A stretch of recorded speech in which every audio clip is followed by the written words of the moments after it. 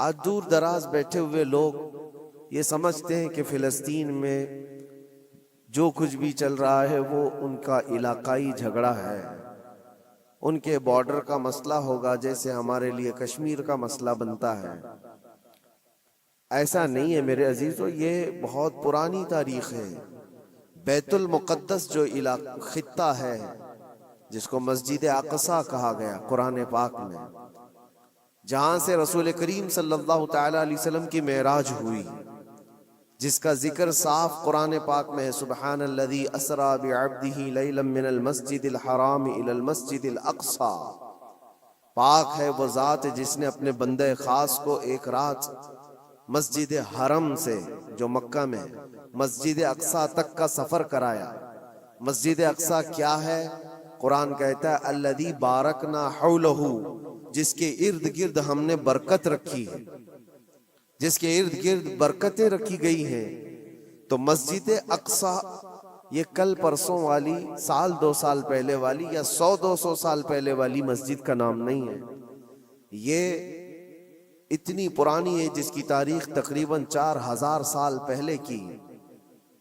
سیدنا ابراہیم علیہ السلام کے زمانے سے یہ آباد علاقہ، اور ایک دو نہیں ہزاروں انبیاء اکرام علیہ السلام کا وہ قبلہ رہا ہے، اور خود مسلمانوں کا بھی قبلہ اول وہی تھا، پہلے اسی کی طرف منہ کر کے نماز ادا کیا جاتا۔ اور نبی پاک صلی اللہ تعالی علیہ وسلم جب مدینہ طیبہ ہجرت فرما کر آئے تو آپ اندازہ کیجئے کہ بعثت کے 13 سال کے بعد، یعنی حضور کے اعلان نبوت کے 13 سال کے بعد حضور پاک صلی اللہ تعالی علیہ وسلم نے ہجرت فرمائی، مکہ کے 13 سال، اور پھر مدینہ جانے کے بعد وہاں 17 مہینے تقریباً 1.5 سال بیت المقدس کی طرف منہ کر کے ہی نماز پڑھی جاتی تھی، بیت المقدس کی طرف رخ کر کے ہی عبادت ہوتی۔ اور 17 مہینے کے بعد پھر وہ حکم آیا، وہ بھی میرے مصطفیٰ کریم صلی اللہ علیہ وسلم کی خواہش پر، کہ آپ ظہر کی نماز ادا کر رہے تھے اور آپ کے دل میں یہ خیال آیا کہ ہمارا قبلہ بیت المقدس کی بجائے خانہ کعبہ ہوتا تو اچھا ہوتا۔ رب تبارک و تعالیٰ کی بارگاہ میں وہ خواہش کرتے ہوئے آسمان کی طرف نماز کی حالت میں حضور دیکھ رہے تھے، چہرہ آسمان کی طرف اٹھا رہے تھے، 2 رکعت ہو چکی تھی۔ تب اللہ تعالیٰ نے قرآن کی آیت نازل فرمائی نماز کی حالت میں ہی، قد نرا تقلب وجہک فی السماء فلنولینک قبلۃ ترضاها۔ اے محبوب، ہم آپ کا چہرہ اٹھانا دیکھ رہے ہیں آسمان کی طرف، اور عنقریب آپ کو اسی طرف پھیر دیں گے جہاں آپ کی رضا ہے، آپ کی جس میں خوشی ہے۔ اور پھر فوراً آیت بھی نازل ہو گئی فولی وجہک شطر المسجد الحرام۔ دیر کس بات کی محبوب، ابھی آپ اپنا چہرہ خانہ کعبہ کی طرف فرما لیں۔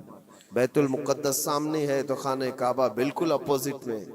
حضور اکرم صلی اللہ علیہ وسلم 2 رکعت کے بعد نماز کی حالت میں ہی گھوم گئے، اور اس کے بعد باقی کی 2 رکعت خانہ کعبہ کی طرف منہ کر کے پڑھائی۔ تو قبلہ تو جو بدلا وہ نبی پاک صلی اللہ علیہ وسلم کے زمانے میں 17 مہینے نماز مدینے میں پڑھنے کے بعد، لیکن اس سے پہلے بیت المقدس قبلہ اول رہا۔ بیت المقدس انبیاء اکرام کا مسکن ہے، تقریباً 30,000 کے قریب انبیاء اکرام علیہ السلام اس کے ارد گرد ہیں بیت المقدس کے، اور وہ اس کو قرآن پاک نے ارض مقدس کہا ہے۔ ارض مقدس بھی قرآن پاک میں اس کا ذکر ہے۔ مسئلہ یہ ہے کہ وہاں پر دنیا کے 3 بڑے پرانے جو ادیان ہیں ان کا وہ محور و مرکز بنتا چلا جاتا ہے، یہودیت، عیسائیت اور مسلمانوں کے لیے، سب کے لیے وہ مقدس ہے، محترم ہے، متبرک ہے۔ یہودی بھی اس کو مقدس مانتے، ان کا بھی قبلہ رہا، اور عیسائی بھی اس کو اپنا مقدس اور محترم عبادت گاہ کے طور پر دیکھتے ہیں، اس لیے کہ عیسیٰ علیہ السلام کی ولادت بھی وہاں قریب میں ہوئی بیت لحم میں، اور عیسائیوں کے لیے بھی وہ ایک مرکز کی حیثیت رکھتا ہے۔ اور یہ آسمانی مذاہب میں ایمان والے مسلمانوں کے لیے بھی وہ مقدس و متبرک ہے، اس کی وجہ چاہے جو بھی ہو، قرآن پاک میں اس کا ذکر ہے، اور نبی پاک صلی اللہ علیہ وسلم نے وہاں سے معراج فرمائی، معراج کا سفر شروع فرمایا۔ تو اس اعتبار سے تین بڑے ادیان جو دنیا کے ہیں، ان میں یہ اختلاف کا مسئلہ آج سے نہیں رہا، برسوں سے رہا۔ چلیں اگر آج کوئی ہم پر یہ الزام لگاتا ہے یہ کہ مسلمانوں کا اور یہودیوں کا مسئلہ ہے، تو میرے عزیزو، فلسطین میں مسلمانوں کے آنے سے پہلے کی اگر تاریخ آپ پڑھیں گے تو یہودیوں اور عیسائیوں میں کئی جنگیں وہاں پر ہوئی، کئی جنگیں بیت المقدس کو لے کر کے۔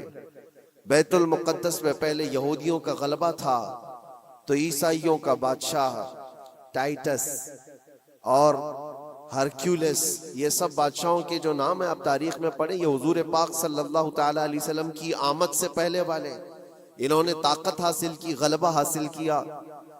تو ٹائٹس جو بادشاہ تھا عیسائیوں کا، اس نے اتنا قتل عام کیا تھا یہودیوں کا، اتنا قتل عام کہ پورے فلسطین کی زمین خون سے بہہ رہی تھی اس زمانے میں۔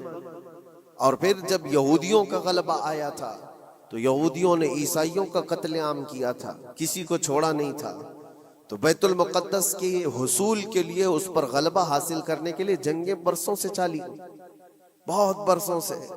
پھر جب وہ دور آیا، حضور پاک صلی اللہ تعالی علیہ وسلم نے اعلان نبوت فرمایا، اسلام پوری دنیا میں پھیلنے لگا، پھر بھی حضور اکرم صلی اللہ علیہ وسلم کی زندگی پاک میں بیت المقدس پر، مسجد اقصی پر مومنین کا یا مسلمانوں کا وہ غلبہ نہیں تھا۔ زمانہ بیت گیا، حضرت عمر فاروق رضی اللہ تعالیٰ عنہ کا زمانہ آیا۔ جب حضرت عمر فاروق کا زمانہ آیا تو اسلامی سلطنت کی سرحدیں بہت دور دور تک پھیل گئیں، مصر فتح ہو گیا، ایران فتح ہو گیا، روم فتح ہو گیا، بہت سارے علاقے فتح ہو کر اسلام میں داخل ہوئے۔ تو ایک محاذ فلسطین فتح کرنے کے لیے بھی حضرت عمر فاروق کے زمانے میں بھیجا گیا، جس میں حضرت ابو عبیدہ بن جراح رضی اللہ تعالیٰ عنہ بھی موجود تھے۔ اور وہ اسلامی لشکر جب گیا تو فلسطین کو ان لوگوں نے فتح کیا۔ فلسطین جب فتح ہوا، بیت المقدس جب حاصل کیا گیا، وہ بھی تاریخ بڑی عظیم ہے میرے عزیزوں۔ وہاں اس وقت عیسائیوں کا غلبہ تھا، یہودیوں کو نکال کر پھینک دیا گیا، مار دیا گیا، جیسے بھی ان کے ہر بار ہوتے تھے۔ جب ان کا غلبہ آئے تو ان کو مارے، ان کا غلبہ آئے تو ان کو مارے، یہ جنگیں چلتی تھی۔ پھر جب اسلام آیا تو اس زمانے میں عیسائیوں کا وہاں غلبہ تھا، انہوں نے حوالے کر دیا بیت المقدس کو، مسجد اقصی کو حوالے کیا۔ تو یہ بہت بڑی خوشی کی بات تھی۔ تو اس وقت وہاں موجود صحابہ نے حضرت عمر فاروق رضی اللہ تعالیٰ عنہ کو خط لکھا کہ آپ تشریف لائیں، کہ بیت المقدس فتح ہو چکا ہے۔ اور یہ مسلمانوں کے لیے ایک بہت بڑی بشارت تھی، بہت بڑی عظیم خوشخبری تھی، اور سب انتظار میں تھے کہ امیر المومنین آئیں گے تو ان کے ذریعے سے یہاں پر نماز